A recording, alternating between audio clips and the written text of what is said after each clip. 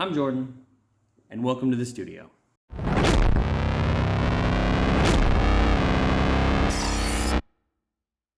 Welcome back, y'all, to another round of 700. This is a total body workout focused on overall fitness and muscular endurance. Now, in the last video, I had a few people asking about the ab mat and the wall ball. These guys back here, we got links down in the description for both of those. If you're interested in either one of them, check them out. Let's get right into it.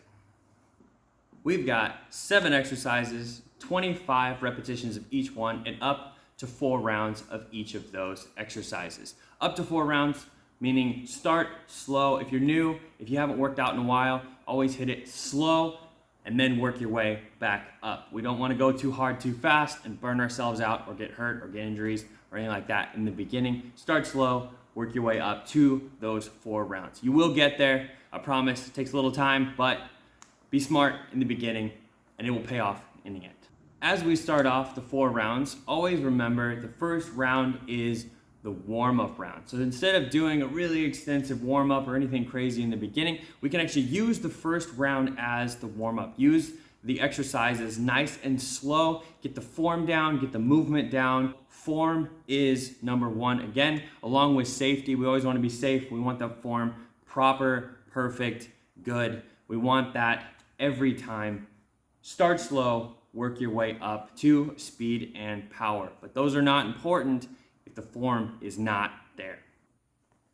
All right, getting right into this, we've got wall balls. Now, if you don't feel comfortable tossing it up on the wall, or if you don't have a wall ball to toss up on the wall, you can always do body weight squats, you can always do box squats, you can do any other alternative of a squat as long as we're getting the squats in there. Okay, wall balls. We're going to hold on to the sides of the ball. You're going to push the hips back first to initiate the squat.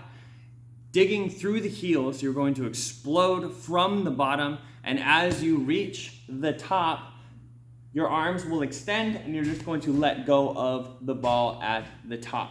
So you would squat, push the hips back, and then drive the ball up. So we want to make sure that we are not stopping at the top before we toss the ball. So we're going to sit back and then we're going to explode up at this in the same movement. We want to make sure that we catch the ball directly in front of us and we're not letting the ball drop below the chest. Keep the ball above your chest when you catch.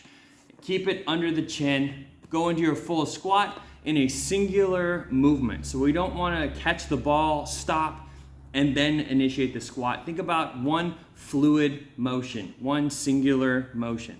So you're going to toss the ball up on the wall. As it comes back down, you catch the ball in the squat. Catch the ball in the squat, and then toss the ball back up in one singular motion again.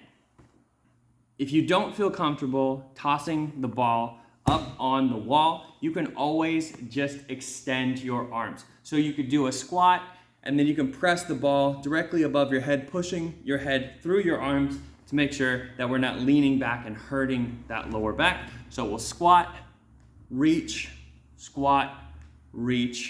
and so on. Done correctly, the wall balls should have a nice flow to them. It should feel comfortable, it should feel smooth. And if you're new, it's gonna feel awkward, it's gonna feel weird, but you will get there. All right, next up, we have narrow, middle, wide push-ups, NMW, that's what it stands for. So narrow is going to be on the inside of your shoulders, middle is going to be right about in line with your shoulders, and then wide is going to be outside of the shoulders. A good way to indicate how far is wide, we want to put our arms up and make a box. Where your hands are in line, your hand directly over your elbow, that would be a wide push-up. Okay, nice and wide push-up. We don't want to go too much further out like that. That puts a lot of pressure in the shoulder. We want to make sure that the elbow stays directly above the hand at all times. So narrow is on the inside, middle is in line with the shoulders or just outside, and then wide is going to be significantly outside the shoulders, but your elbow stays directly above the hand. A great tool to use as a gauge for the narrow, middle, wide push-ups is a yoga mat. Hands on the inside of the yoga mat is going to be narrow. Hands Center of the hand is right over, the outside of the mat is going to be middle, and then all the way on the outside beyond the mat is going to be wide.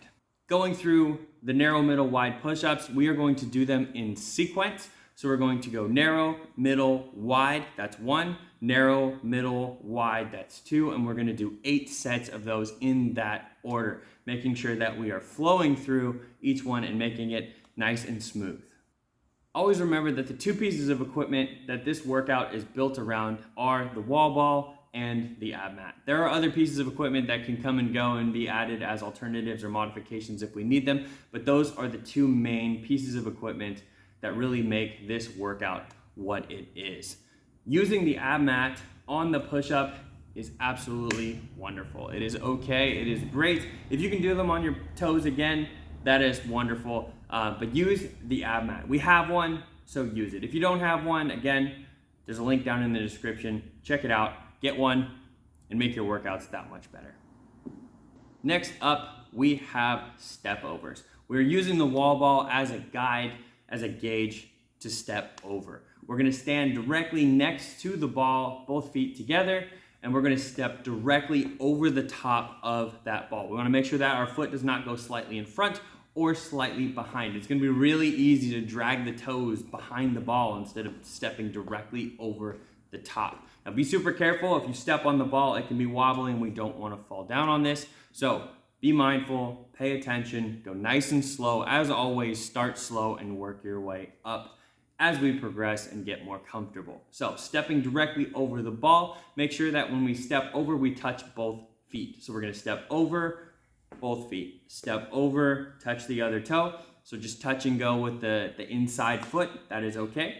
If you'd like to add a little bit more, you can hop over the top of the ball back and forth. You can always add the little jump as a progression. When you are comfortable, that is great, but you are not required to do that in the beginning. Counting out the step overs, we're going to count times 2 on this one. So we're gonna double it up. Every time you step over the ball, that is half of a repetition. So you're gonna step over and back, that is 1. Over and back, that is 2. So you would step 1, 1, 2, 2, 3, 3, all the way up to 25. If you're counting every single step, you would count to 50. Single leg touchdowns. These are great for hamstring work, for a little bit of glutes, working your butt. They also work balance. Balance is one of those things that comes with time under tension. We get the strength, we get the ability. If you don't use it, you're not going to gain anything from it. So we want to make sure that we use it as much as possible. Balancing is important. In the single leg touchdowns, we're going to always reach opposites connecting. So reaching the opposites to connect, your right arm would connect to your left toe. If you were balancing on your left foot, your right hand would touch your left foot. If you were balancing on your right foot, your left hand would come across and touch your right foot. Always connect opposites. If you do not connect opposites, it's really easy. So say we're balancing on our left and we're gonna reach with the right. Everything is nice and neutral. If you reach left side, you can open up. We don't want to open and twist up. We're not rotating through the spine. We're trying to keep everything nice and neutral. Shoulders neutral, hips neutral, everything goes down nice and square. So if we're balancing on one side, we would reach straight down. Nice and neutral. We always want to make sure that when we are reaching, to keep the chin tucked just slightly and keep the neck nice and neutral as well. We don't want to look up when we go down. If we do, it will arch the lower back and it can really hurt that lower back. So keep everything right in line from the tip of your head all the way through the leg that you are lifting.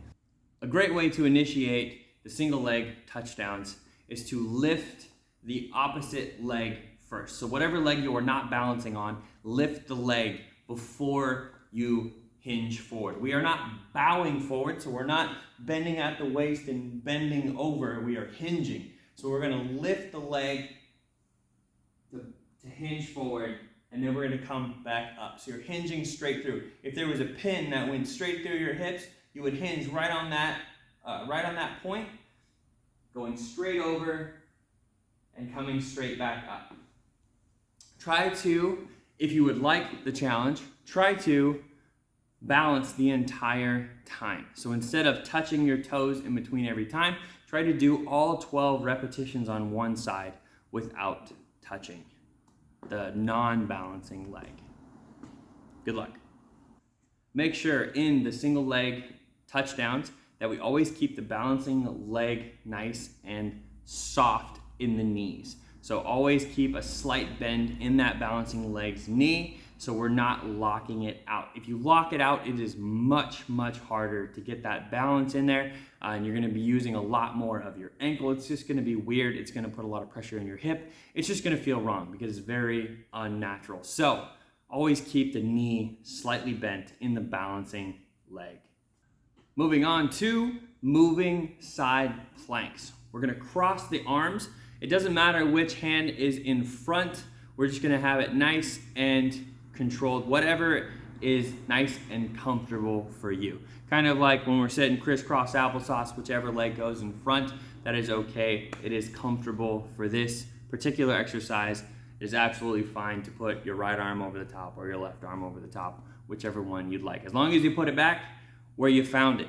So, starting off with this one, we're gonna be in a side plank with our arms straight, one straight in front of the other one, where our hand is gonna be in line with the elbow. In this position, we are going to rotate open to one side. You're gonna pinch between your shoulder blades and drive it all the way back, coming back to center. Then we're going to lift the opposite side, pinching between the shoulder blades, and then coming back to center every time. We're gonna count 1, 1, 2, 2, 3, 3, and so on, all the way up to 12 on each side, which would be a total of 24. I know it's 25. If you'd like to add one more and then do the other side the next time, that is absolutely fine too. But 12 on each side is the name of the game. So on this one, make sure to keep the hips tucked underneath, the core nice and tight. We don't want to hurt any of that lower back. We're going to rotate on the toes to the heels each time that we pivot side to side. So making sure that we're not staying just on the toes every time. We're gonna hinge side to side, rolling from heel to heel each time that we open up. When we pinch back, we're gonna pinch between the shoulder blades, much like in the last video we had the flies. We're driving straight back through the center of those big back muscles. Same thing, we're gonna pinch between the shoulder blades as if you had a quarter between those shoulder blades. You're gonna smash that quarter every time. So arms are here, smash. Arms are here, smash. Every time, activating those back muscles. Think about this as more of a back exercise along with a core exercise rather than just so much of a plank. Next up, we have starfish. We're gonna have the arms at about a 45-degree angle. We're gonna have the legs kicked out at about a 45-degree angle, give or take a couple degrees. That's up to you, whatever you are comfortable with. And obviously, we all have different levels of flexibility, but the goal is to be at about 45-degree angle on both. We're gonna have the thumbs up, so you're gonna keep your arms nice and straight. Thumbs are gonna be up. You're gonna have your chin tucked down, nice neutral neck. We're gonna flex and curl the toes towards your knee. Instead of pointing the toes, we're gonna flex and curl up, lifting with the heels. So lifting with the heels is really gonna activate the glutes, activating your butt, and that is going to help work the lower back. So this is a lower back exercise, making sure to always keep the core nice and tight. Keeping the chin tucked will really help from arching the lower back too much in the wrong way. We wanna flex the glutes to activate the lower back in the proper way on our terms, not letting the lower back take over and hurt itself. Always go nice and slow through these exercises, especially anything that has to do with your lower back. We're gonna come up, we're gonna pause, and then we're gonna control all the way back down to the starting point, coming back up, pausing again, and controlling back down. We wanna make sure that we're not flailing around and flopping around. That is not gonna get us anywhere. Nice, slow, and controlled is always the best bet, especially in the beginning. If we're just learning any of these exercises, you always want to be safe and get the form down perfect. Once you get the form down, you can add speed and power later. With Starfish, there really is no need for speed or power. Get the form down, get the flex in the muscles, hold it there for a second, and then control it back down, and you will get the maximum benefit from the exercise. Last but certainly not least, we have ab mat sit-ups. These are the signature to this workout. We always have some form of ab mat sit-ups at the end. Sometimes we'll mix it up, but regularly we will have ab mat sit-ups to finish us off. So today we have ab mat sit-ups with a straight leg, arms crossed. So we're gonna get a little bit of a twist at the top. We're gonna have the legs nice and straight, sitting all the way up. We're gonna reach the back of the hand to the outside of the opposite foot. Laying all the way back, we're gonna make sure that our shoulder blades touch the floor, and then we're gonna sit all the way back up, reaching the opposite hand or the other hand to the back side of that opposite foot. So right hand connects to the back side of the left foot, left hand connects to the back side of the right foot, alternating every single time.